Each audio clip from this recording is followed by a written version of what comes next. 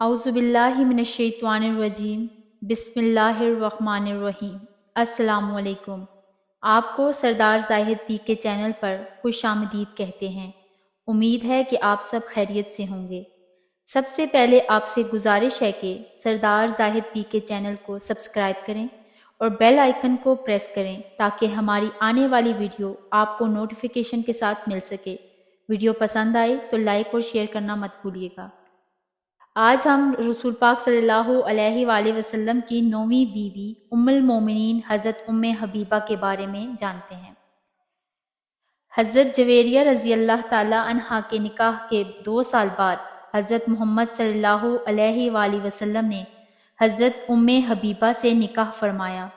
حضرت ام حبیبہ حضرت ابو سفیان کی بیٹی تھیں جو سالہ سال تک مسلمانوں سے جنگ کرتے رہے اور بالآخر فتح مکہ کے موقع پر اسلام لے آئے۔ آپ رضی اللہ تعالی عنہ کاتب وحی حضرت معاویہ رضی اللہ تعالی عنہ کی بہن تھیں۔ حضرت ام حبیبہ اپنی کنیت ام حبیبہ سے معروف تھیں اور نام رملہ تھا۔ اسی طرح آپ رضی اللہ تعالی عنہ کے والد اپنی کنیت ابو سفیان سے مشہور تھے اور نام زغر تھا۔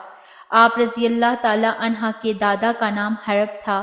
آپ رضی اللہ تعالی عنہ کے والد حضرت ابو سفیان رضی اللہ تعالی عنہ قریش کے نامور سردار تھے۔ ایک مدت تک مسلمانوں کے خلاف جنگوں میں صرف شریک ہی نہیں بلکہ جنگوں کی قیادت تک سنبھالتے رہے۔ آخرکار جب اسلام کو غلبہ حاصل ہوا اور مکہ مکرمہ فتح ہوا تو آپ بھی مشرف با اسلام ہوئے۔ آپ رضی اللہ تعالی عنہ کی والدہ کا نام صفیہ اور نانا کا نام ابو الحاص بن امیہ تھا۔ آپ رضی اللہ تعالی عنہ کی والدہ صفیہ امیر المومنین حضرت عثمان بن عفان رضی اللہ تعالی عنہ کی پھوپھی تھیں۔ حضرت ام حبیبہ رضی اللہ تعالی عنہ رسول اللہ صلی اللہ علیہ وآلہ وسلم کی نبوت سے 17 سال پہلے پیدا ہوئیں، یعنی جس سال رسول اللہ صلی اللہ علیہ وآلہ وسلم نے نبوت کا اعلان کیا اس وقت آپ رضی اللہ تعالی عنہ کی عمر 17 سال تھی۔ حضرت ام حبیبہ کا پہلا نکاح عبید اللہ بن جاحش سے ہوا۔ یہ ام المومنین حضرت زینب بنت جاحش کے بھائی تھے۔ شروع زمانہ میں ہی اسلام کی دعوت پر یہ مسلمان ہو گئے تھے اور ساتھ ہی ان کی بیوی حضرت رملہ رضی اللہ تعالی عنہا نے بھی اسلام قبول کر لیا، جبکہ ابو سفیان ابھی تک مسلسل کفر کے علمبردار اور مسلمانوں کے خلاف برسر پیکار تھا۔ اس لیے حضرت رملہ رضی اللہ تعالی عنہا اپنے والد کے ظلم و ستم سے بچنے کے لیے اپنے شوہر سمیت دیگر مسلمانوں کے ہمراہ حبشہ کی طرف ہجرت کر گئیں۔ مسلمانوں کی حبشہ کو یہ دوسری ہجرت تھی۔ ہجرت کے وقت یہ حاملہ تھیں اور وہاں حبشہ میں ہی اسی حمل سے اللہ تعالیٰ نے ان کو ایک بیٹی عطا فرمائی جس کا نام حبیبہ رکھا۔ اسی بیٹی کی نسبت سے آپ رضی اللہ تعالی عنہ کی کنیت ام حبیبہ ہے۔ ابھی وہیں حبشہ میں یہ قیام پذیر تھے کہ آپ رضی اللہ تعالی عنہ کے شوہر عبید اللہ بن جاحش نعوذ باللہ مرتد ہو کر عیسائی ہو گئے۔ اس کے عیسائی ہونے سے پہلے حضرت ام حبیبہ نے اس کو خواب میں نہایت بری شکل اور بگڑی ہوئی صورت میں دیکھا۔ اگلے دن معلوم ہوا کہ اس نے عیسائی مذہب قبول کر لیا ہے۔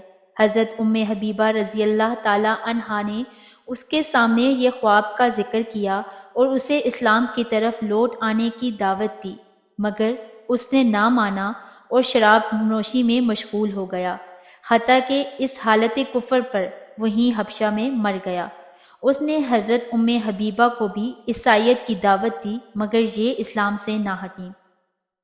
حضرت ام حبیبہ فرماتی ہیں کہ میرے شوہر عبید اللہ بن جاحش کا انتقال ہو گیا اور میں وہیں پہ حبشہ میں تھی، تو میں نے خواب دیکھا کہ کوئی مجھے کہہ رہا ہے اے ام المومنین۔ یہ خواب دیکھ کر میں چونک سی گئی۔ پھر میں نے اس کی تعبیر یہ سمجھی کہ انشاءاللہ مجھے رسول اللہ صلی اللہ علیہ وآلہ وسلم کی زوجیت کا شرف حاصل ہوگا۔ اس کے بعد یوں ہوا کہ جیسے ہی میری عدت پوری ہوئی تو میرے دروازے پر اسی ملک حبشہ کے بادشاہ نجاشی کا ایک قاصد آ پہنچا۔ میں نے دیکھا تو وہ بادشاہ نجاشی کی ابراہہ نامی باندی تھی جو اس کی خاص خادمہ تھی۔ اس نے آ کر مجھے کہا، بادشاہ سلامت تم سے کہہ رہے ہیں کہ رسول اللہ صلی اللہ علیہ وآلہ وسلم نے مجھے پیغام بھیجا ہے کہ میں تمہارا نکاح آپ صلی اللہ علیہ وآلہ وسلم سے کر دوں۔ یہ سنتے ہی حضرت حبیبہ رضی اللہ تعالی عنہا نے پیغام لانے والی باندی کو دعا دی کہ اللہ پاک تمہیں بھی خیر کی خوشخبری دے، اور اسی خوشی میں اپنے کنگن، پازیب اور انگوٹھی سب اس باندی کو بطور انعام دے دیے۔ نیز اس باندی نے کہا کہ بادشاہ صاحب یہ بھی کہہ رہے ہیں کہ اپنے نکاح کا وکیل کسے بنائیں گے؟ چنانچہ آپ رضی اللہ تعالی عنہ نے اپنے ایک رشتہ دار خالد بن سعید کو وکیل مقرر کیا۔ اسی شام مجمع میں حضرت حبیبہ کے نامزد وکیل خالد بن سعید اٹھے اور خطبہ پڑھ کر کہا، رسول اللہ صلی اللہ علیہ وآلہ وسلم کی فرمائش کے پیش نظر میں نے حبیبہ بنت ابی سفیان کا نکاح آپ صلی اللہ علیہ وآلہ وسلم سے کر دیا ہے۔ اللہ تعالیٰ رسول اللہ صلی اللہ علیہ وآلہ وسلم کو اس نکاح میں برکت عطا فرمائے۔ نکاح منعقد ہوا اور بادشاہ نے حق مہر 400 دینار مقرر کیا اور وہ دینار خالد بن سعید کے حوالے کر دیے۔ چونکہ نکاح منعقد ہو چکا تھا اس لیے لوگ اٹھ کر جانے لگے، مگر نجاشی نے ان کو روکتے ہوئے کہا، تشریف رکھیے، انبیاء کی یہ سنت ہے کہ ان کے نکاح کے بعد ولیمہ کا کھانا کھلایا جاتا ہے۔ اس کے بعد اس نے کھانا منگایا اور لوگ کھانے سے فارغ ہو کر واپس چلے گئے۔ حضرت حبیبہ رضی اللہ تعالی عنہا فرماتی ہیں، جب وہ 400 دینار کی بھاری رقم میرے پاس پہنچی تو میں نے اس میں سے 50 دینار ابراہہ کو دیے اور اسے کہا، اس وقت جب تم میرے پاس نکاح کی خوشخبری لائی تھی تو میرے پاس تمہیں دینے کے لیے کوئی خاص مال نہیں تھا، اب میرے پاس یہ مال آ گیا ہے، لہٰذا یہ 50 دینار رکھ لو تم اور ان کو اپنے کام لے آنا۔ اس نے یہ 50 دینار بھی نہ لیے اور جو کچھ اس نے پہلے لیا تھا وہ بھی واپس دے دیا اور کہا کہ بادشاہ سلامت نے مجھے آپ سے کسی قسم کا کوئی مال لینے سے منع کیا ہے۔ اے حبیبہ، میں رسول اللہ صلی اللہ علیہ وآلہ وسلم کی اتباع کر چکی ہوں اور اللہ تعالیٰ کے لیے مسلمان ہو چکی ہوں۔ ادھر سردار قریش ابو سفیان کو، جو اس وقت تک مسلمان نہیں ہوئے تھے، جب یہ خبر پہنچی کہ اس جیسے سردار کی بیٹی رسول اللہ صلی اللہ علیہ وآلہ وسلم کے نکاح میں چلی گئی ہے تو اسے حد درجہ کی مایوسی ہوئی اور رسول اللہ صلی اللہ علیہ وآلہ وسلم کے بارے میں کہنے لگا، وہ جوان مرد ہیں، ان کی ناک نہیں کاٹی جا سکتی، یعنی حضرت محمد صلی اللہ علیہ وآلہ وسلم اونچی شان و اعلیٰ عزت کے مالک ہیں، ہم ان سے دشمنی کر کے ان کا نام نہیں مٹا سکتے۔ یہ نکاح 7 ہجری میں ہوا۔ اس وقت آپ رضی اللہ تعالی عنہ کی عمر مبارک 30 سال سے کچھ اوپر تھی۔ حضرت حبیبہ رسول اللہ صلی اللہ علیہ وآلہ وسلم سے بے پناہ محبت اور عقیدت رکھتی تھیں۔ آپ رضی اللہ تعالی عنہ کی یہ محبت اپنے والد سے محبت پر غالب تھی۔ آپ رضی اللہ تعالی عنہ کے والد ابو سفیان، جو ابھی تک مسلمان نہیں ہوئے تھے، معاہدہ حدیبیہ کے سلسلے میں کوئی بات کرنے رسول اللہ صلی اللہ علیہ وآلہ وسلم کے پاس آئے۔ آپ صلی اللہ علیہ وآلہ وسلم سے فارغ ہو کر اپنی بیٹی حبیبہ سے ملنے ان کے گھر چلے گئے۔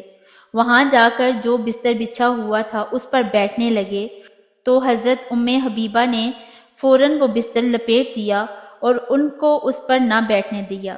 یہ عجیب منظر دیکھ کر وہ بولے، بیٹی، تم نے مجھے اس بستر کے لائق نہیں سمجھا یا بستر کو میرے لائق نہیں سمجھا؟